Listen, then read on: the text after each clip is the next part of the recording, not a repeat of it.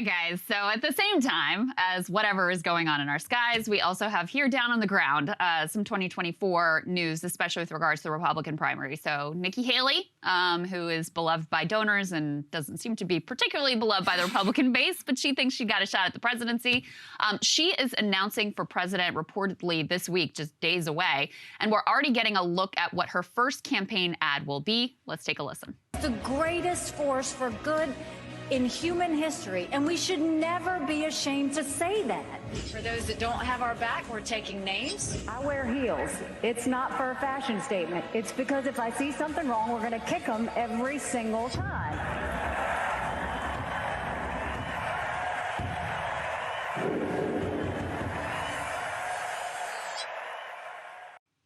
So at the end there it says 2/15/23. Where will you stand? That's the date of her reported announcement. Sorry, I'll just go ahead and get your reaction to how do you feel about line literally makes me feel nauseous. I mean, you're not feeling the conservative girl boss it's energy just there. Crazy. Imagine having millions of dollars at your disposal, underwritten by Paul Singer, the hedge fund billionaire. Presumably all of these people who do politics for a living. And this is the crap that you come up with as your initial teaser video. Like, how can you possibly think that that is going to resonate in any way? And really what has come through is, DeSantis aside, because the only formidable challenge, these people's delusions of grandeur is something that I will never understand. Maybe that's why I'm not a politician, but I cannot understand how you possibly could think anybody cares about you remotely enough that you were gonna win the presidency on such a lame ass message like that. Well, this is someone who's been living in a bubble for a long time. And this is not, you know, Nikki, that's the case, Mike Pompeo. I mean, a lot of these, John Bolton, who apparently thinks he's gonna run. A bunch of these people, you know, they live in these little elite circles where everybody treats them like they're, you know, kings and queens. Nikki Haley, former UN ambassador, and then you're in a group of donors who love you and tell you how you're the next big thing, and oh, it's time for a woman and a woman of color in the Republican Party, and you know, they bought the hype. They believed their own hype. They drank their own Kool-Aid, however you want to ultimately put it. So anyway, she's going to jump into the race here. I'm just going to, Kyle came up with this, but I think it's so accurate. She's basically the Kamala Harris of the Republican Party. Wildly overrated. I mean, you can clip out these little, the high heel moment or whatever she has there, but if you actually listen to this woman give a speech, you're going to get a lot of Kamala Harris vibes ultimately. So this is someone the donor class loves, has loved for quite a while, has nothing at the core other than like ambition and desire to climb the ladder. And so that's starting this week. So good luck to Nikki Haley. At the same time, we have new reporting from the New York Times about the Trump-DeSantis feud and how that is developing and simmering. Let's go ahead and put this up on the screen. From the Times, the headline here is DeSantis' challenge when and how to counterattack Trump as the former president lobs insults and calls him Ron DeSanctimonious. Governor Ron DeSantis is carefully avoiding conflict, but if he runs for president as expected, a clash is inevitable. The long and short of this is something that we've been tracking here closely, which is that it's a tricky maneuver that DeSantis is going to have to pull off here, because if you don't engage, then you look weak and you allow Trump to take all these pot shots at you, which he has been, and he's been ramping up. He shared the thing last week, like claiming that Ron DeSantis is a groomer. So if you don't respond, you look extremely weak. But if you try to get down in the mud with him, like Republicans, you know, periodically did, especially during the 2016 primary, that has never worked out for literally anyone on the Republican side. At the same time, they also have some reporting about the way that Trump is talking about him privately. I will read this quote from the New York Times. Since November, despite the criticism he faced at the time, Mr. Trump has periodically hit out at his potential rival, albeit to a relatively small audience. He posted his most recent innuendo about the governor on Truth Social, where he has just under 5 million followers. And he has insulted Mr. DeSantis in casual conversations, describing him as, quote, Meatball Ron, an apparent dig at his appearance, or shut down Ron, a reference to restrictions the governor put in place at the beginning of the coronavirus pandemic. Now, one thing you got to say about Trump, he is never worried about like being a hypocrite. I mean, Trump is not a svelte man. Yeah. He doesn't cut a lean picture at this point in his life, but still not afraid to go ahead and throw a jab at Ron DeSantis. The thing is about Trump is he's been fat for decades now, whereas DeSantis actually was skinny not that long ago and then became unseemly fat while he was governor. And that was the problem. He took some weight off. Look, I mean, I guess I sympathize. I'll defend Ron DeSantis on this one. A rare moment. No, okay, some people struggle with their weight, and clearly this is like a battle that he has ongoing. Sure. It's fine. It's relatable. It's very relatable. It is relatable. That said, it is accurate. There is something about Trump, though. Yeah. I don't know. How tall is DeSantis? DeSantis, I think he might be 6'1". Trump is tall, and for some reason, even though he is more overweight than Ron DeSantis, he's one of those people who can, like, the way he wears this. 5'9". See, that's see when you're short and you struggle with this, makes it hard. It makes it harder. But yeah, Trump, for some reason, because he's tall and like the way he wears his suits and those like long ass ties, for some reason Trump is a big dude. Yeah, he just doesn't come. I guess he's got the big frame and like is just able to carry it better. I think Trump is around. I got nothing against a big boy. That's not my issue with. He's Trump. like 6'2", 6'3", I think.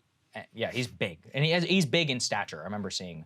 I just remember that whenever I met him. DeSantis, never met him, but in terms of the nickname, I think it is certainly going to stick. And look, what I was talking about with delusions of grandeur, let's put this up there on the screen. Tim Scott is now raising presidential buzz with super PAC hires. And actually just this morning, Krystal, it broke in the Wall Street Journal. It says Tim Scott prepares a presidential run. I mean, these people are so delusional. Taking steps, running for president, people familiar with this plan said, looking to wrest the party mantle from former President Trump. Yeah, good luck with that, Tim Scott. I'm sure that you are exactly the person that people are turning to. I mean, this has Scott Walker vibes written all over it. Was trying to sign. So I think Nikki is the Tim Pawlenty of the race. Tim Scott is the Scott Walker of the race. Both of these people, as you know, are going to have ungodly amounts of money underwriting their campaign from donors who want to move on from Trump. DeSantis is he's kind of the Ted Cruz figure. He's the only credible actual challenge to Trump. But as with Cruz, Cruz, at the end of the day, was not able to unseat Trump because he did not have the capability to unite the party behind him in an actual head-to-head matchup. He always had Rubio in the race, or he had John Kasich in the race, and then with the delegate math, Trump would just get 40, sometimes 50, especially as the race continued to go on, and he wins the nomination. Trump actually comes in with even more of the benefit on his side in a non-head-to-head matchup with such a consolidated part of the base that's behind him. And just as we predicted, you always can never, these people are never going to do what is in the party's best interest. Yeah. They're egomaniacal narcissists. In a lot of ways, the Democrats are more willing to fall in line, with Klobuchar and Buttigieg bowing to President Obama. They're like, oh yeah, we're out. Yeah, Elizabeth Warren staying in when, it would have been helpful if she got out. Exactly. Every single person played their part. No, it's true. The Republicans, ever since 2016, really have had less control over their candidate field and over the party from like sort of the top down. And maybe it's been that way for a while. I think Republicans weirdly are more responsive to their base for whatever reason than the Democratic Party is. It's just a weak party leadership. And the Democratic Party exerts stronger control, which I think is a negative thing, by the way, but I believe an accurate description of the two parties. And yeah, the irony here is all of these people who have the view, okay, it's time to move on from Trump, by all of them jumping into the race, they're helping to ensure that the party will not be moving on from Trump. Now, personally, I think even if it was head-to-head Trump versus DeSantis, I still think that's a tough road for DeSantis.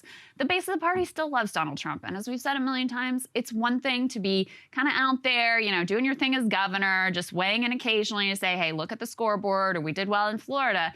It's another thing to be on a debate stage with this guy and have him telling you you're, meatball Ron and shut down Ron and Ron DeSanctimonious and you're a groomer and whatever straight to your face. When you are in that situation, trying to take the high road and just make a kind of offhand comment about, oh, check the scoreboard, it's not going to be sufficient. You're going to look weak in that situation if you don't have a more forceful response. It's a very challenging situation ultimately for them to be able to navigate. And oh, by the way, even if Ron DeSantis did win the nomination, then you have the prospect of, is Trump going to endorse him?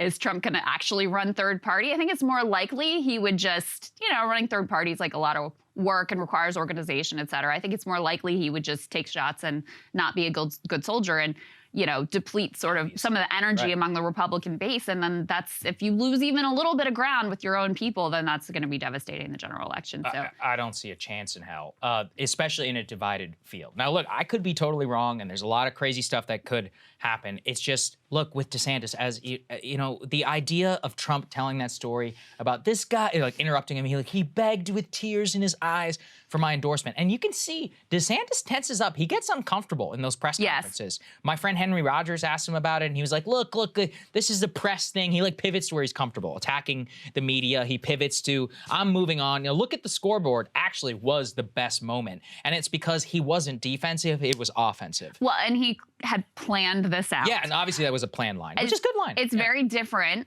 You know, having a planned line and being able to deliver it is very different from having to respond in real time. And we did get a taste of that. I mean, obviously he won for governor quite easily, but there were moments in his gubernatorial debates where, you know, he got asked like, oh, so are you going to serve for the full 4 years?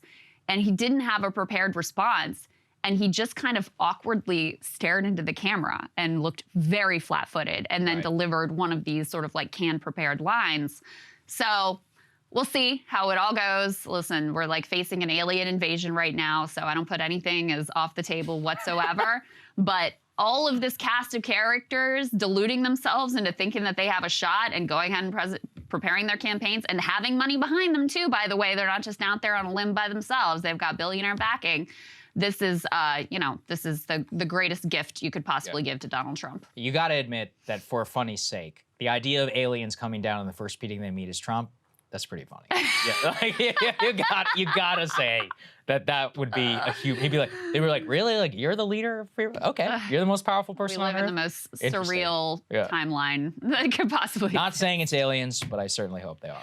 Hey guys, ready or not, 2024 is fully upon us now, and Saagar and I have been brainstorming ways that we can really up our game for this critical election. Yeah, we rely on our premium subs to expand our coverage, to add staff, to upgrade the studio. We just want to give you the best independent coverage of this election, which is possible. So if you can help us out, become a premium subscriber today, breakingpoints.com, or the link is down here in the description video. It really means the world to us, and if you like what we're all about, this is the best possible way to keep us 100% independent, working only for you.